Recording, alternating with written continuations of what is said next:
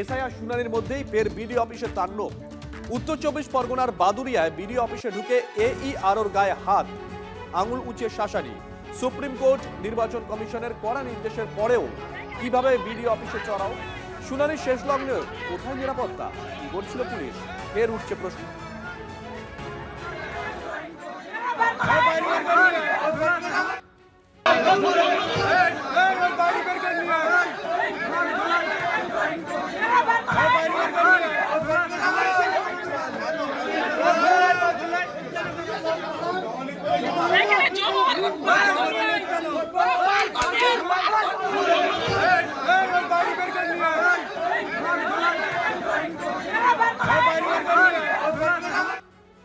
আপনাদেরকে আমরা ছবি দেখাচ্ছি। এই ছবি নতুন নয়, এই ছবি প্রথম নয়।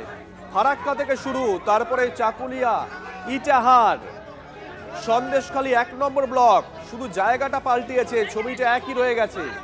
সর্বশেষ এখনো পর্যন্ত বাদুরিয়া, সেখানে দেখুন নির্বাচনী আধিকারিক যিনি আছেন তার গায়ে রীতিমতন হাত তোলা হচ্ছে, আঙুল উঁচিয়ে শাসানি দেওয়া হচ্ছে।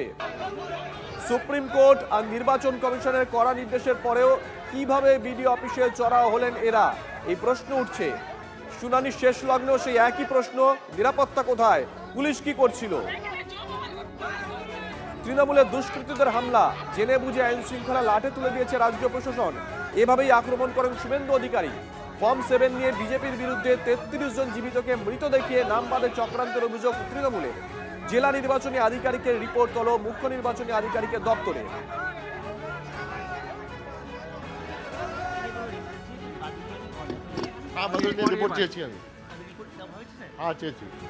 ব্যাপারটা একটা সমস্যা হয়েছিল অফিসে, কিছু লোকজন এসে ইলেকশন সেকশনে কথা বলতে বলতে উত্তেজিত হয়ে গিয়েছিল।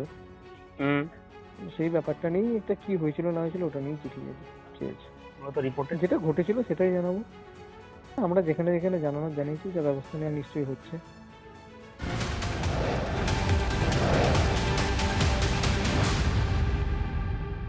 আচ্ছা, কামারহাটিতে কি মদনেই আস্থা তৃণমূলের, নাকি নতুন মুখ? 26-এর ভোটে কামারহাটিতে তৃণমূলের বাজিকে। মমতা বন্দ্যোপাধ্যায়, অভিষেক যা ঠিক করবে তাই হবে, দল যা সিদ্ধান্ত নেবে সেভাবেই চলতে হবে। কামারহাটিতে তৃণমূলের হয়ে যেই লড়বে 50,000 ভোটে জিতবে, এমনটাই দাবি করেছেন মদন মিত্র। জিনিস বলুন, এই যে একটা চর্চা মাঝে মধ্যে শোনা যাচ্ছে যে প্রবীণ নবীন বয়স দেখা হবে, আপনি তো একটা দীর্ঘদিনের রাজনীতিক, টিকিট পাওয়ার ক্ষেত্রে কোন ক্রাইটেরিয়াগুলোকে দেখা উচিত বলে আপনি মনে করেন? সেটা দল ঠিক করবে। কোম্পানি চালাবে, কোম্পানির কর্মচারী যাবে নাকি? কোম্পানির ডিরেক্টর বোর্ড, কোম্পানির চেয়ারম্যান যেমন ঠিক করবে কি হবে আগামী দিন, তেমনি দলের যারা নেতা, দলের যা মমতা বন্দ্যোপাধ্যায় যেখানে আছেন, অভিষেকরা রয়েছে, সেখানে ওরাই যা ঠিক করবে হবে। সেখানে আমি বাধ্য, দল করলে দল যা সিদ্ধান্ত নেবে সেই সিদ্ধান্ত মেনে নিতে আমি বাধ্য। দল যদি সিদ্ধান্ত নেয় যে মদন মিত্র দাঁড়াবে, কথার কথা, সে দল যেরকম সিদ্ধান্ত নেবে আমার সেরকমভাবেই চলতে হবে। কামারহাটিতে তৃণমূলের রেজাল্ট কি হতে চলেছে? যা আমি দাঁড়াই বা যেই দাঁড়া 50,000 ভোটে জিতবে। কে দাঁড়াবে সেটা দল ঠিক করবে। তৃণমূল কংগ্রেস 50,000 ভোট জিতবে। মদন মিত্র আজকে কোম্পানি শব্দটা ব্যবহার করছেন, নিশ্চয়ই মনে আছে আপনাদের। তৃণমূলকে এই কোম্পানি খোঁচা দিয়ে মাঝে মধ্যে আক্রমণ করে বিজেপি। এটা তো প্রাইভেট লিমিটেড পার্টি, আমি বলেছি। ভাইপো ছাড়া সবাই কর্মচারী এবং অল আর ল্যাম্প পোস্ট। দলের মধ্যে মমতা বন্দ্যোপাধ্যায় যে সিস্টেম এনেছে, অর্থাৎ চুরি চামারি করে যেমন করে হোক নিজের পেট ভরো। আসলে ওই পার্টি নয়, এটা একটা কোম্পানি, কোম্পানির মালিকরা সিদ্ধান্ত নেবে। এটা কোনো রাজনৈতিক দল নয়, কনসোর্সিয়াম, আমরা যেটা বলি কোম্পানি, যাদের কাজ হচ্ছে যেন তেন প্রকারে পকেট ভরা। আসলে তৃণমূলটা হচ্ছে এখন ব্যবসায়ী কোম্পানি, এটা ব্যবসায়িক লড়াই।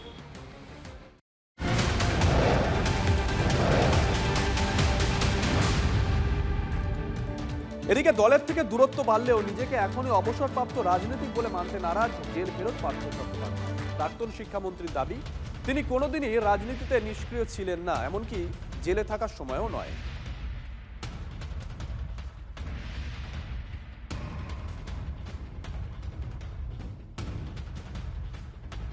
দল দূরত্ব লাগলেও ভোটের আগে জনতার দরবারে যাচ্ছেন পার্থ চট্টোপাধ্যায়। মানুষের মন বুঝতে বেহালায় ঘুরবো, TV9 বাংলাকে বললেন প্রাক্তন শিক্ষামন্ত্রী। তৃণমূলেই আছি, নির্দল হিসেবে লড়ার প্রশ্নই নেই, আমাকে মুখে দেওয়া যাবে না। বেহালা পশ্চিমে টিকিট পাওয়া নিয়ে জল্পনার মধ্যেই দাবি পার্থর। সেটা কোনো মাসে তো নিঃসন্দেহে যত তাড়াতাড়ি পারি, অন্তত গাড়িতে করেও যদি অফিসে না বসতে পারি, একটা চক্কর 10টা ওয়ার্ডে মানুষের কাছে দিতে চাই। আমার তো এতটুকু লস অফ ফেস হয়নি, যেটা লস অফ ফেস হয়েছে মিথ্যা অপবাদের উপরে দাঁড় করিয়ে।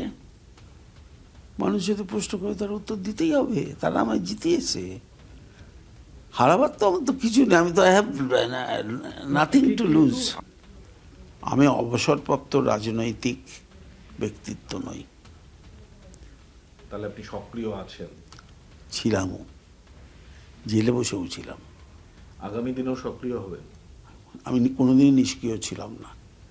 আমি শুধু যশস্বীর মতন একটা উদাহরণ দিই। আপনি দেখেছেন তো T20-তে যে প্লেয়ারটি পায়ে চোট লাগার পরে ভালো খেলতে খেলতে মাঠের বাইরে চলে গিয়েছিল, আবার দলের প্রয়োজনে ভাঙা পা প্লাস্টার করে নিয়েও হাতে ব্যাট ধরেছিল।